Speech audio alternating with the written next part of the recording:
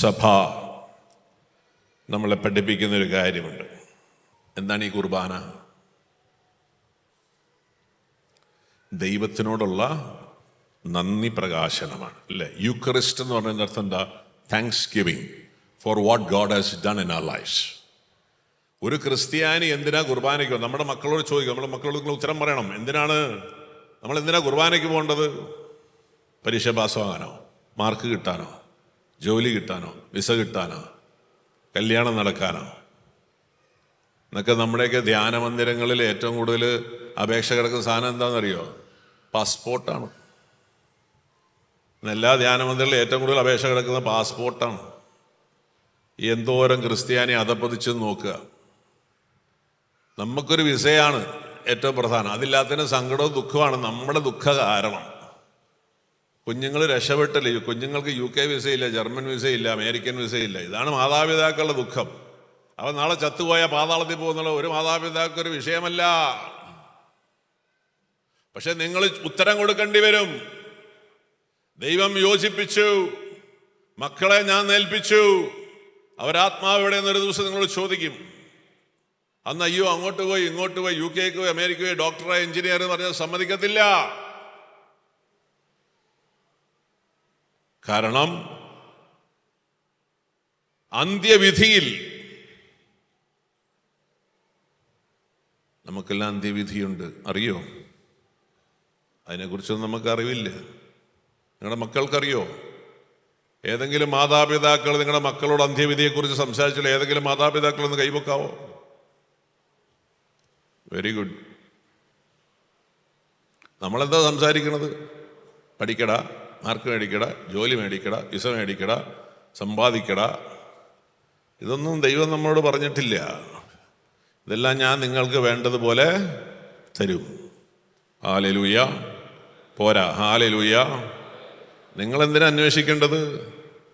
ദൈവരാജ്യം. നിങ്ങളെന്തിനാ അധ്വാനിക്കേണ്ടത്? മനുഷ്യപുത്രൻ നിത്യജീവന്റെ അപ്പത്തിന് വേണ്ടി അധ്വാനിക്കേണ്ടത്. നിങ്ങളെന്തിനാ പ്രാർത്ഥിക്കേണ്ടത്? ദൈവവുമായിട്ടുള്ള ബന്ധത്തിലേക്ക് വരാൻ വേണ്ടിയാണ് പ്രാർത്ഥിക്കേണ്ടത്. അപ്പോൾ ഈ സത്യങ്ങൾ മനസ്സിലാക്കണം. ഇതിൻ്റെ പേരാണ് പ്രിയമുള്ള മാനസാന്തരം എന്ന് പറയുന്നത്. അല്ലാതെ മാനസാന്തരം ഞാൻ കള്ളുടിച്ചോണ്ട് ഇപ്പം നിർത്തി, ഈടി വലിച്ച് നിർത്തി, അതൊന്നും അല്ല മാനസാന്തരം. അപ്പം നമ്മളൊക്കെ ഇപ്പോഴും എന്തൊക്കെയോ കുമ്പസാരിച്ചുകൊണ്ട് നടന്നിട്ട് എന്താണോ അങ്ങോട്ട് ശരിയാകുന്നില്ല, ഒന്നും അങ്ങോട്ട് ശരിയാകുന്നില്ല എന്ന് പറഞ്ഞ് നടക്കുകയാണ്. ശരിയാകണമെങ്കിൽ ദൈവം നമ്മളെ സൃഷ്ടിച്ച ആദ്യ പദ്ധതിയിലേക്ക് തിരിച്ചു വരണം. Praise the Lord. ഹല്ലേലൂയ. അപ്പൊ ഈ കുർബാനയിൽ മുഴുവൻ ആദ്യം മുതൽ അവസാനം വരെ എന്താ നടക്കണമെന്നറിയോ? ദൈവത്തിന് നന്ദിയും സ്തുതി അർപ്പിക്കുന്നതിന്റെ പേരാണ് എന്ത്? കുർബാന. അത്യുന്നതമാം സ്വർലോകത്തിൽ സർവേശനു സ്തുതിഗീതം അങ്ങ് തുടങ്ങാണ് സഭ. ദൈവം ചെയ്ത നന്മകൾക്കും അനുഗ്രഹങ്ങൾ, അവൻ്റെ രക്ഷാകര പദ്ധതി എല്ലാം ഓർത്ത്. അപ്പൊ ഇതിനെ നട്ഷെല്ലായിട്ട് പഠിപ്പിക്കുന്ന ഒരു കാര്യമുണ്ട്. സഭയിൽ കുർബാന മധ്യ ഒരു പ്രാർത്ഥനയാണ്, അല്ലേ? ദൈവത്തിന് നന്ദി പറയുന്നൊരു മനോഹരമായ പ്രാർത്ഥന സീറോ മലബാർ സഭയിലുണ്ട്. അപ്പൊ ആ പ്രാർത്ഥന നമ്മളെന്തിനാ നന്ദി പറയണത്? ഒരു ക്രിസ്ത്യാനി നന്ദി പറയുന്നത് ജോലി കിട്ടുന്നതിനല്ല, വീട് കിട്ടിയതിനല്ല. അതിനൊന്നും നീ നന്ദി പറയണ്ട. കാരണം ഇതെല്ലാം നിനക്ക് വേണ്ടത് ദൈവം ഇവിടെ തന്നിട്ടാണ് നിന്നെ സൃഷ്ടിച്ചത്. പറുദീസ സൃഷ്ടിച്ചതിൽ വേണ്ട എല്ലാ സംവിധാനവും ഒരുക്കിയതിന് ശേഷമാണ് ദൈവം ആരെ സൃഷ്ടിച്ചത്? മനുഷ്യനെ സൃഷ്ടിച്ചത്. Hallelujah, hallelujah. എന്നിട്ട് നീ എന്തിന്റെ പുറകെ നടക്കുന്നു? ഈ സാധനത്തിന്റെ പുറകെ നടക്കുക. അത് ഓൾറെഡി ഇവിടെ ഉണ്ട്. കാനാൻ ദേശം ഒരുക്കി വെച്ചിട്ടാണ് ഇസ്രായേൽ ജനത്തിന് ഈജിപ്തിൽ നിന്ന് പുറത്തു കൊണ്ടുവരുന്നത്. ഹല്ലേലൂയ. നിങ്ങൾ അന്വേഷിക്കേണ്ട കാര്യമില്ല, നിങ്ങൾക്ക് അവകാശമായി തന്നതാണ്. പോയി സ്വന്തമാക്കുക. ഇതുപോലെ ഈ ഭൂമിയിൽ ദൈവരാജ്യം, ദൈവികമായ എല്ലാ അനുഗ്രഹം പ്രാവർത്തികമാക്കിയിട്ടാണ് യേശു ക്രിസ്തു ഈ ഭൂമിയിൽ നിന്ന് തിരിച്ചു പോയിരിക്കുന്നത്. ഹല്ലേലൂയ. ഇനി നിങ്ങൾക്ക് സ്വർഗം ഒരുക്കി വെച്ചിട്ടാണ് യേശു നിങ്ങൾക്ക് നിത്യരക്ഷയെക്കുറിച്ച് പറഞ്ഞിരിക്കുന്നത്. ഇതെല്ലാം തന്നിരിക്കുന്ന കാര്യങ്ങളാ. ഈ തന്നിരിക്കുന്ന കാര്യങ്ങൾ സ്വന്തമാക്കിയാൽ മാത്രം മതി. ഇതിന്റെ പുറകെ ഓടി നടക്കണ്ട. ഹല്ലേലൂയ. അപ്പൊ ഈ സ്വർണവും വെള്ളിയും പറമ്പും ജോലിയും മാർക്കും കിട്ടിയതിനല്ല നീ നന്ദി പറയേണ്ടത്. അത് വിജാതിയർ പറയുന്നത്. കാരണം അവൻ അതിനു വേണ്ടി ജീവിക്കുന്നവനാ. അവൻ ദൈവത്തെ സേവിക്കുന്ന ഈ കാര്യങ്ങൾക്ക് വേണ്ടിയിട്ടാ. അവൻ ബലിയർപ്പിക്കുന്ന ഈ കാര്യം, അവൻ അമ്പലത്തിൽ പോകുന്ന, പള്ളിയിൽ പോകുന്ന ഈ കാര്യങ്ങൾക്ക് വേണ്ടിയിട്ടാ. അവർക്കാർക്ക് സ്വർഗം നൽകപ്പെട്ടിട്ടില്ല. ലോകത്തിലെ ഒരു മതത്തിലും ഒരു വേദപുസ്തകത്തിലും നിത്യജീവൻ ഇന്ന രീതി ചെയ്താൽ കിട്ടുമെന്ന് ഒരു പുസ്തകം എഴുതി വെച്ചിട്ടില്ല.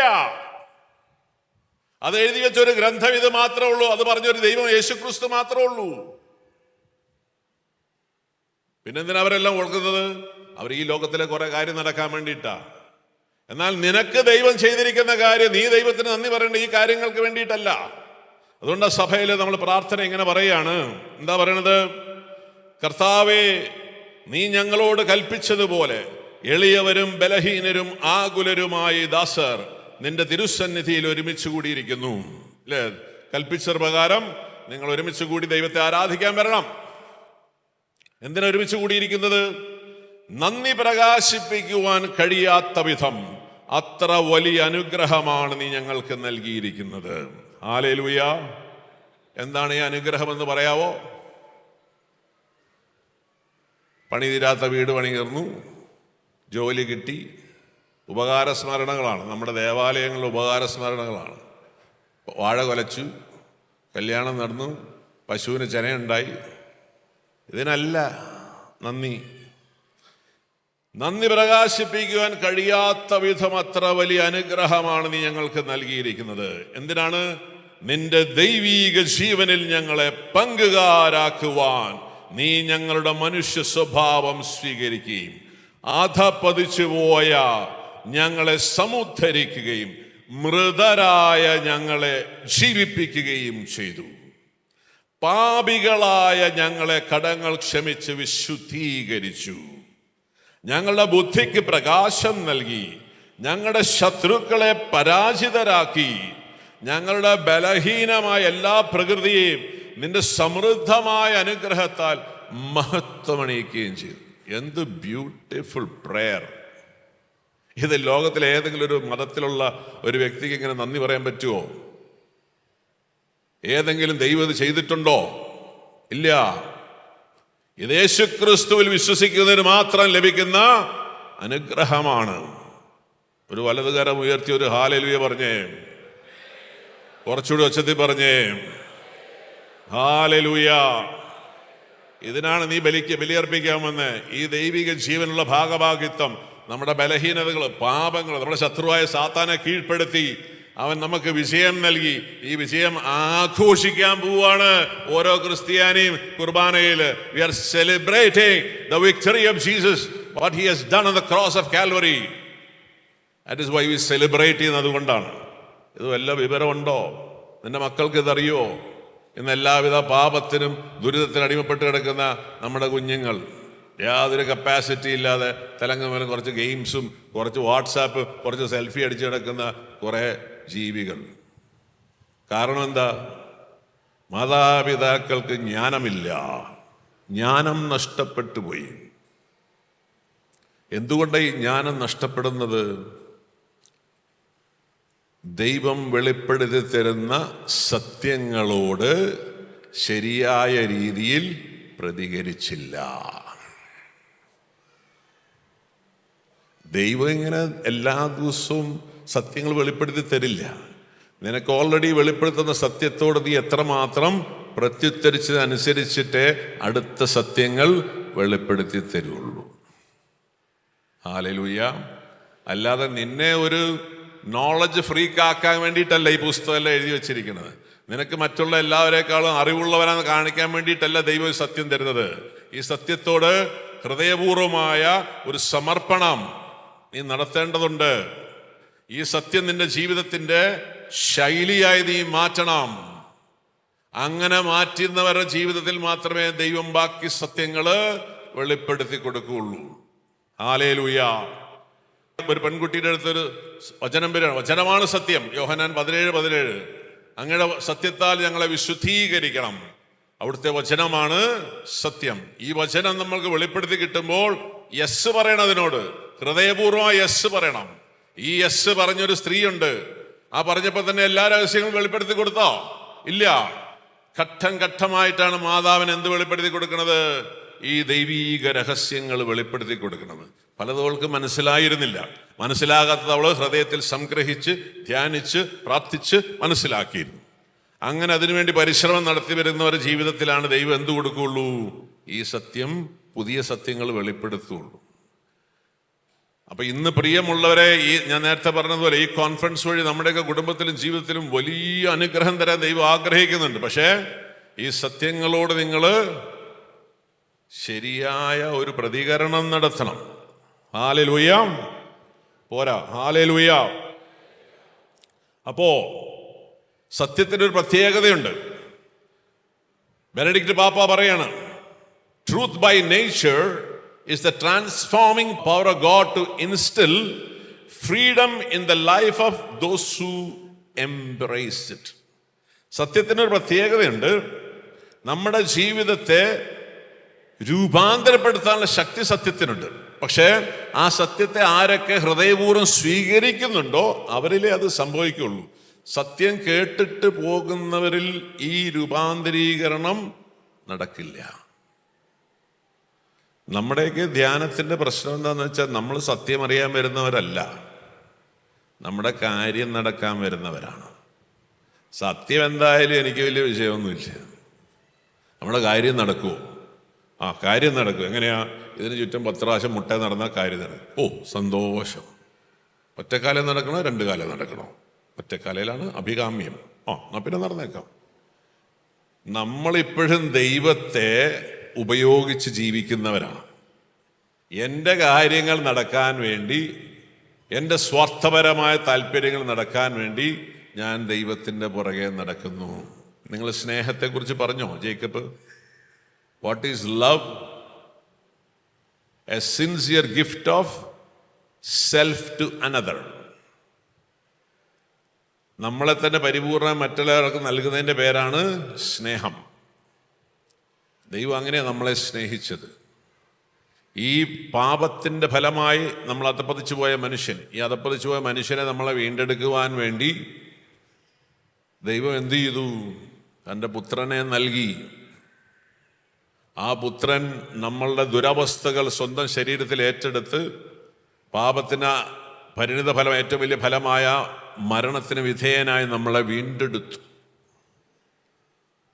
ഇങ്ങനെ വീണ്ടെടുത്തു എന്ന് ഒരു സത്യം 2000 വർഷം മുമ്പ് എൻ്റെ പാപത്തിന്, എൻ്റെ കുടുംബത്തിൻ്റെ പ്രശ്നങ്ങൾക്കുള്ള പരിഹാരത്തിനായി യേശു ക്രിസ്തു മരിച്ചു എന്നൊരു സത്യം അറിഞ്ഞതുകൊണ്ട് നിങ്ങളാരും രക്ഷപ്പെടില്ല. ആ സത്യത്തിനോട് ഒരു പ്രത്യുത്തരം നൽകാൻ ദൈവം നമ്മളെ വിളിക്കുകയാണ്. എന്താണ് ആ പ്രത്യുത്തരം? നിന്റെ ജീവിതം ആ വ്യക്തിക്ക് പരിപൂർണമായി സമർപ്പിക്കണം. ഈ സമർപ്പണത്തിൻ്റെ പേരാണ് വിശ്വാസം. ഈ സമർപ്പണം ഇനിയും നമ്മൾ നടത്തിയിട്ടില്ല. ഈ സമർപ്പണം എന്ന് പറയുന്നത് എന്താണ്? ആ വ്യക്തിക്ക് സമർപ്പിക്കുക എന്ന് പറഞ്ഞു കഴിഞ്ഞാൽ അവിടെ നരുട് ചെയ്ത വചനത്തിന് നിന്റെ ജീവിതത്തെ പരിപൂർണമായി ഭരമേൽപ്പിക്കണം. Meticulous obedience to the word of God is called repentance. Total submission, slavery to the word of God is called repentance. പരിശുദ്ധ അമ്മ പറഞ്ഞു, ദാ കർത്താവിന്റെ ദാസി, നിന്റെ വചനം എന്നിൽ നിറവേറട്ടെ. വചനത്തിന് പരിപൂർണമായി വെളിപ്പെടുത്തിയ സത്യത്തിന് പരിപൂർണം സമർപ്പിച്ചുള്ള പേരാണ് ആദ്യത്തെ ക്രിസ്ത്യാനി. The first disciple of Jesus. ദൈവത്തിന് ഏറ്റവും പ്രിയപ്പെട്ട മകൾ, ഭൂമിയിൽ ജീവിച്ച സ്ത്രീകളിൽ വെച്ച് ഏറ്റവും അനുഗ്രഹിക്കപ്പെട്ടവൾ, സ്വർഗത്തിന് ഭൂമിയുടെ മേൽ എല്ലാ അധികാരമുള്ളവൾ. എങ്ങനെ അത് ലഭിക്കുന്നത്? Total submission to the word of God.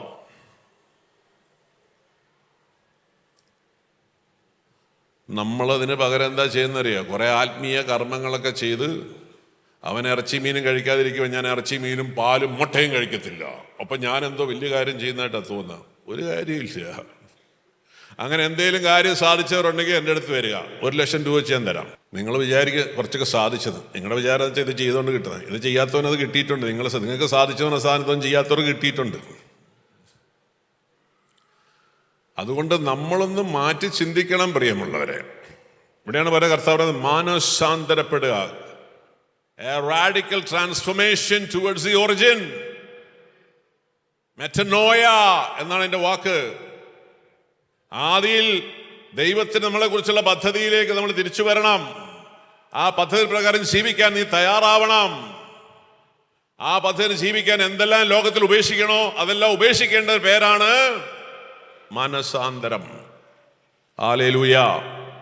ഈ മാനസാന്തരത്തിലേക്ക് വന്നാലേ ഈ യേശുക്രിസ്തു 2000 വർഷം നമുക്ക് നേടിത്തന്ന അനുഗ്രഹം, പാപത്തിന്റെ ഫലമായി നിങ്ങളുടെ ദാമ്പത്യ ജീവിതത്തിൽ, കുടുംബ ജീവിതത്തിൽ, നിങ്ങളുടെ മക്കളിൽ, നമ്മുടെ സാമ്പത്തിക മേഖലയിൽ, ആരോഗ്യ മേഖലയിൽ, മാനസിക മേഖലയിലുണ്ടായ എല്ലാ തകർച്ചകളും, ആ നുണ വിശ്വസിച്ച ഫലമായിട്ടുള്ള എല്ലാ തകർച്ചകളും മാറുന്ന എവിടെയാണ്?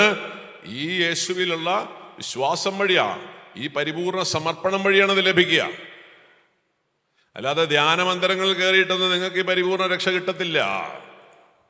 ഏതെങ്കിലും ദേവാലയത്തിൽ പോയത് കിട്ടത്തില്ല. അത് യേശു എന്ന് പറഞ്ഞ വ്യക്തിക്ക് പരിപൂർണമായി നിങ്ങളുടെ ജീവിതത്തെ ഭരമേൽപ്പിക്കണം. നമ്മളിപ്പോഴും നമ്മുടെ ജീവിതത്തെ, നമ്മുടെ ബുദ്ധി, നമ്മുടെ ശക്തിയും വെച്ച് ഉപയോഗിച്ചുകൊണ്ടിരിക്കുക. നമുക്കൊന്നും ഇങ്ങനെ മാറ്റങ്ങൾ വരുത്താൻ താല്പര്യമില്ല. ഞാൻ നേരത്തെ പറഞ്ഞു, പ്രിയ സഹോദരങ്ങളെ, നിങ്ങൾക്ക് കുറച്ച് വേദനയുണ്ടെന്ന് വെച്ചിട്ടോ, നിങ്ങൾക്ക് കുറച്ച് ദുരിതങ്ങളുണ്ടായെന്ന് വെച്ചിട്ടോ, നിങ്ങൾക്ക് വലിയ കഷ്ടപ്പാടുണ്ടായെന്ന് വെച്ചോ ഒന്നും ദൈവം നിങ്ങളുടെ ജീവിതത്തിൽ ഇടപെടില്ല.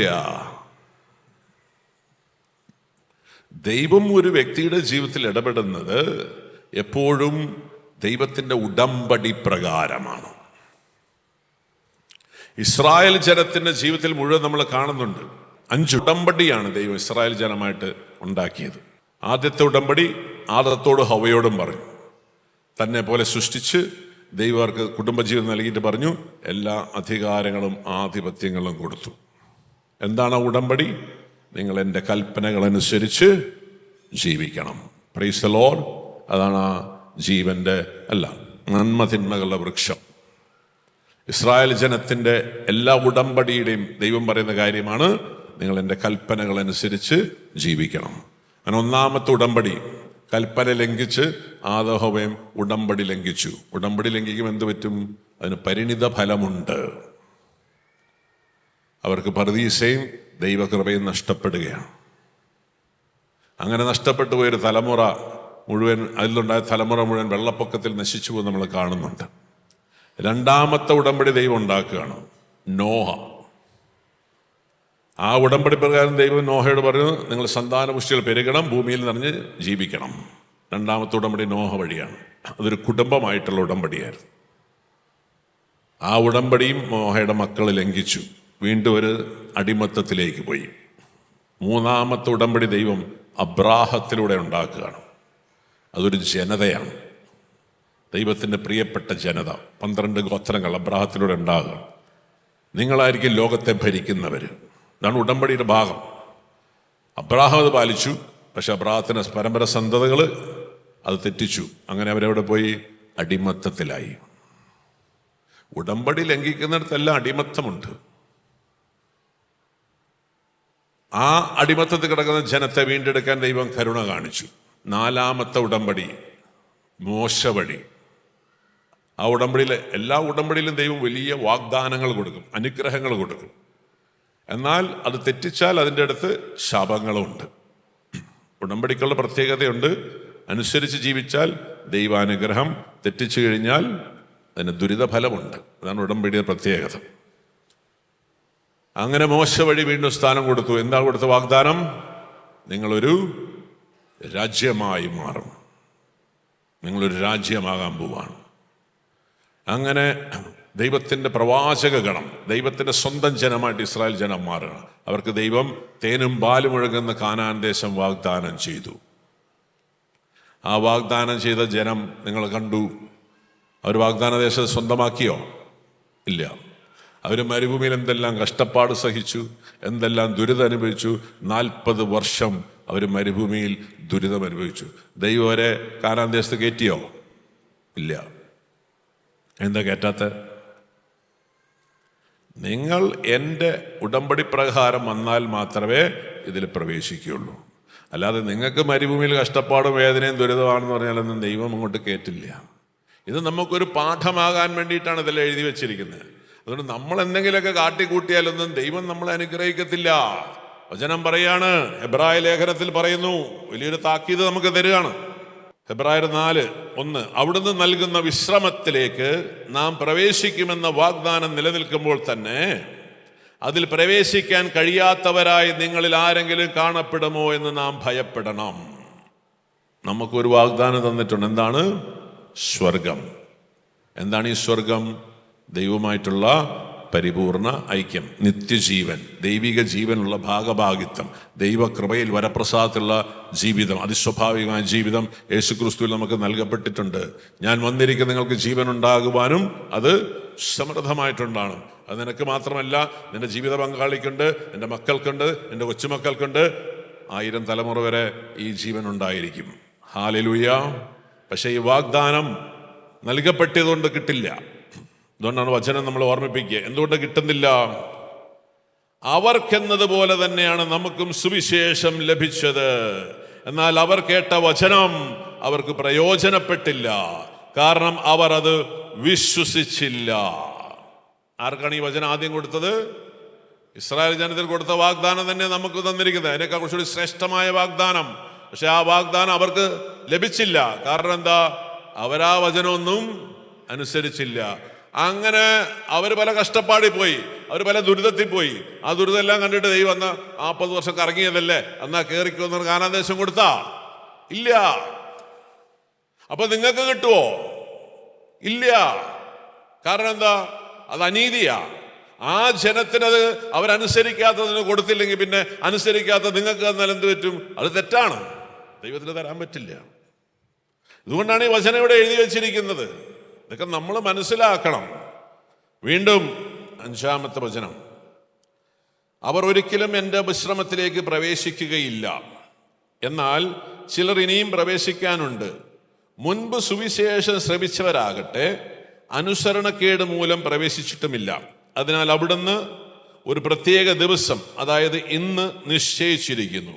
അവിടുന്ന് മുൻപ് പറഞ്ഞിട്ടുള്ളതുപോലെ ദാവീദ് വഴി വീണ്ടും പറയുന്നു, ഇന്നെങ്കിലും നിങ്ങൾ അവൻ്റെ സ്വരം ശ്രവിച്ചിരുന്നെങ്കിൽ എത്ര നന്നായിരുന്നു. അപ്പൊ ഈ ഇസ്രായേൽ ജനത്തിന് കാനാൻ ദേശം വാഗ്ദാനം ചെയ്തിട്ടും ഒരു തലമുറ അതിൽ പ്രവേശിക്കാതെ നശിച്ചുപോയി. 2-ാമത്തെ തലമുറയാണ് കാലെബിന്റെയും ജോഷുവയുടെ നേതൃത്വത്തിലുള്ള ഇവരുടെ 2-ാം തലമുറയ്ക്കാണ് കാനാൻ ദേശം കിട്ടിയത്. എന്താ കാരണം? അവര് ദൈവം പറഞ്ഞതുപോലെ ജീവിച്ചിരുന്നില്ല. അവരെ ഈജിപ്തിൽ നിന്നും കാനാൻ ദേശത്തേക്കാണ് യാത്ര ചെയ്ത്. അവരെ യാത്രയെക്കുറിച്ച് ജെറമ്യാ പ്രവാചകന്റെ പുസ്തകത്തിൽ ഇങ്ങനെയാ പറയാ. ഇതൊക്കെ നമുക്ക് മനസ്സിലാക്കി തരാൻ വേണ്ടി പുസ്തകത്തിൽ ഇതെല്ലാം എഴുതി വെച്ചിരിക്കുന്നത്. നമ്മൾക്ക് ഈ വചനമൊന്നും അറിഞ്ഞുകൂടാ.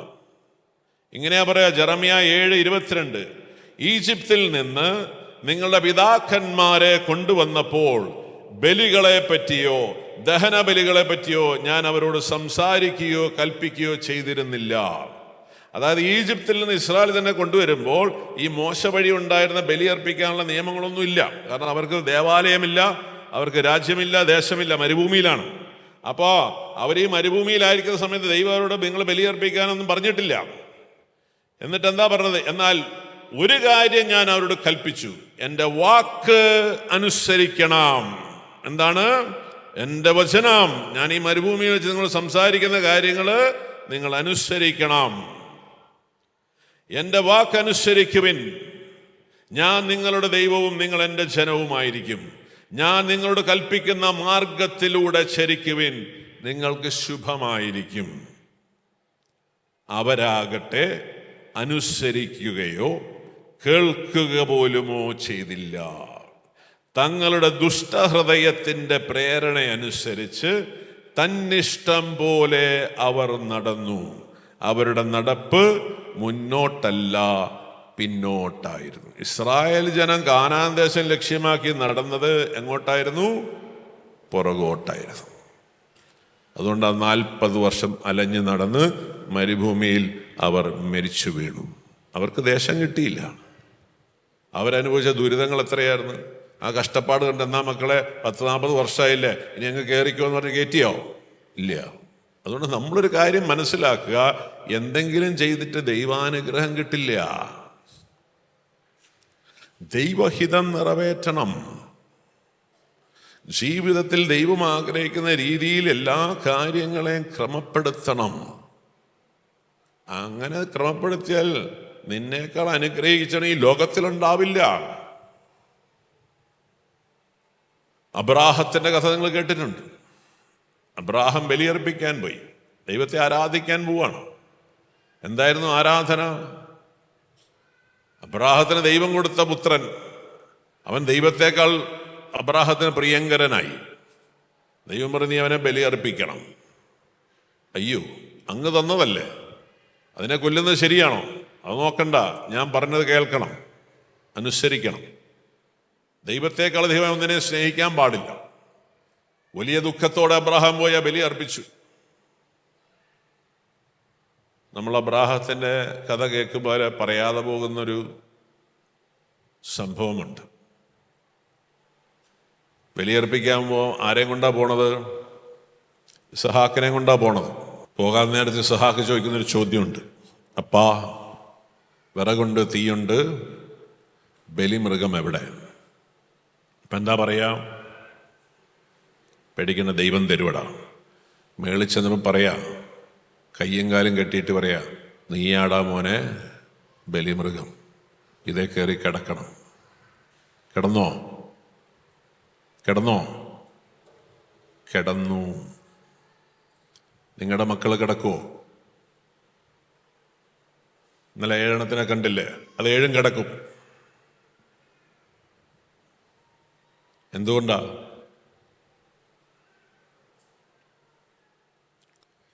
അവർക്ക് പാലും മുട്ടയും കൊടുത്തുകൊണ്ടാണോ? നല്ല വിദ്യാഭ്യാസം കൊടുത്തുകൊണ്ടാണോ? സ്നേഹിച്ചതുകൊണ്ടാണോ? അവർക്ക് വേണ്ട കാര്യങ്ങൾ ചെയ്തു കൊടുത്തുകൊണ്ടാണോ? അല്ല.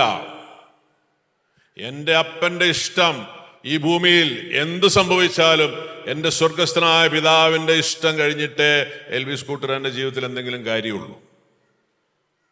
അങ്ങനെ ദൈവപിതാവിൻ്റെ ഇഷ്ടമനുസരിച്ച് ജീവിക്കുന്ന ഒരുവന്റെയും മക്കള് അവൻ അനുസരിക്കാതിരിക്കത്തില്ല. നിങ്ങൾ നിങ്ങളുടെ മക്കളെ കുറിച്ച് ആകുലപ്പെടേണ്ട കാര്യമില്ല. നിങ്ങളും ദൈവമായിട്ടുള്ള ബന്ധം ക്ലിയർ ആക്കിയാൽ മതി. 2, പ്രസവം കഴിഞ്ഞ മറിയത്തോട് ഔസേപ്പ് പറയാണ്, മറിയമേ കുഞ്ഞിനെ എടുത്തോ, നമുക്ക് പോകാം. എങ്ങോട്ടാണ്? ഈജിപ്തിലേക്ക്. 600 മൈലുണ്ട്. എന്നെ കൊണ്ടൊന്നും പറ്റത്തില്ല, ഇപ്പൊ പ്രസവം കഴിഞ്ഞല്ലേ ഉള്ളൂ, ഇനി ഉടനെ ഇതെടുത്ത് എങ്ങനെയാ പോകണമെന്ന് ചോദിക്കും അല്ലേ? അങ്ങനെ മറിയം പറഞ്ഞോ? ഇല്ല. പ്രസവ സമയമായപ്പോ ഒരു മുറി തരാവോ ഔസേപ്പെന്ന് ചോദിച്ചു. മുറി തപ്പിയിട്ട് കിട്ടിയില്ല. കിട്ടിയ സ്ഥലം എന്താ? പശുത്തൊഴുത്ത്. നിങ്ങളുടെ ഭാര്യമാരെ പ്രസവിക്കുക അവിടെ. പക്ഷെ മറിയം പ്രസവിച്ചു അവിടെ. പരിഭവമില്ല, പരാതിയില്ല. ഈജിപ്തിലേക്ക് പോകുന്ന അവളെ അനുസരിച്ചു. കാരണം എന്താ? യൗസേപ്പ് ദൈവഹിതം നിറവേറ്റുന്നവനാ. ദൈവത്തിന്റെ ഹിതം നിറവേറ്റുന്ന ഒരു അപ്പന്റെ മക്കള്, ഒരപ്പനെ ഈ ലോകത്തിൽ ഒരു മക്കളും ധിക്കരിക്കത്തില്ല. ദൈവത്തിന്റെ ഹൃദയം നിറവേറ്റുന്ന ഒരു ഭർത്താവിനെ ഈ ലോകത്തിൽ ഒരു ഭാര്യയും നിഷേധിക്കത്തില്ല.